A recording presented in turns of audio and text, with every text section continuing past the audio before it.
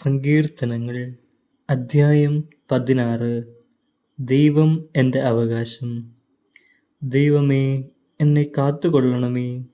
ഞാൻ അങ്ങയിൽ ശരണം വച്ചിരിക്കുന്നു. അവിടുന്നാണ് എൻ്റെ കർത്താവ്. അങ്ങിൽ നിന്നല്ലാതെ എനിക്ക് നന്മയില്ല എന്ന് ഞാൻ കർത്താവിനോട് പറയും. ലോകം വിശുദ്ധരെന്ന് കരുതുന്ന ദേവന്മാർ നിസ്സാരരാണ്. അവരിൽ ആനന്ദം കൊള്ളുന്നവർ അഭിശപ്തരാണ്. അന്യദേവന്മാരെ അനുഗമിക്കുന്നവർ തങ്ങളുടെ ദുരിതം വർദ്ധിപ്പിക്കുന്നു. ഞാൻ അവർക്ക് രക്തം കൊണ്ട് പാനീയബലി അർപ്പിക്കുകയില്ല. ഞാൻ അവരുടെ നാമം ഉച്ചരിക്കുകയില്ല. കർത്താവാണ് എൻ്റെ ഓഹരിയും പാനപാത്രവും.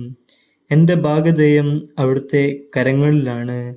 അഭികാമ്യമായ ദാനമാണ് എനിക്ക് അളന്നു കിട്ടിയിരിക്കുന്നത്. വിശിഷ്ടമായ അവകാശം എനിക്ക് ലഭിച്ചിരിക്കുന്നു. എനിക്ക് ഉപദേശം നൽകുന്ന കർത്താവിനെ ഞാൻ വാഴ്ത്തുന്നു. രാത്രിയിലും എൻ്റെ അന്തരംഗത്തിൽ പ്രബോധനം നിറയുന്നു. കർത്താവ് എപ്പോഴും എൻ്റെ കൺമുൻപിലുണ്ട്. അവിടുന്ന് എൻ്റെ വലതുഭാഗത്തുള്ളതുകൊണ്ട് ഞാൻ കുലുങ്ങുകയില്ല. അതിനാൽ എൻ്റെ ഹൃദയം സന്തോഷിക്കുകയും അന്തരംഗം ആനന്ദം കൊള്ളുകയും ചെയ്യുന്നു. എൻ്റെ ശരീരം സുരക്ഷിതമായി വിശ്രമിക്കുന്നു. അവിടുന്ന് എന്നെ പാതാളത്തിൽ തള്ളുകയില്ല. അങ്ങയുടെ പരിശുദ്ധൻ ജീർണിക്കാൻ അനുവദിക്കുകയില്ല. അങ്ങ് എനിക്ക് ജീവന്റെ മാർഗം കാണിച്ചു തരുന്നു. അങ്ങയുടെ സന്നിധിയിൽ ആനന്ദത്തിൻ്റെ പൂർണ്ണതയുണ്ട്.